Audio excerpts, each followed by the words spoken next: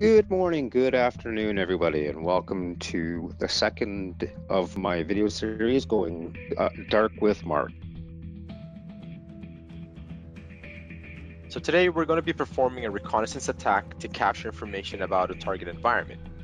Now for reference, just like Marc said, the information that I'm about to capture is being done by a regular user with no administrative privileges whatsoever. Let's just take a look at what we can find. Now this can let hackers just sift through the entire mailbox for sensitive information that they can use to extort money from the client. Now once the hacker has the information they were looking for, they sign back into the compromised accounts from various countries all over the world, like China, Russia, Bulgaria, Nigeria is a common one, so on and so forth, in an attempt to hide their real location. Now the reason why they sign in again is to set up forwarding rules.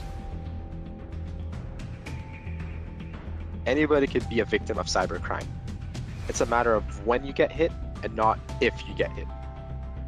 And we're seeing a lot of targeted and non-targeted attacks as well. So it doesn't matter what your business is or how many employees you have. If you have an exposed vulnerability, it will be used and abused. And it can all be done in an automated fashion.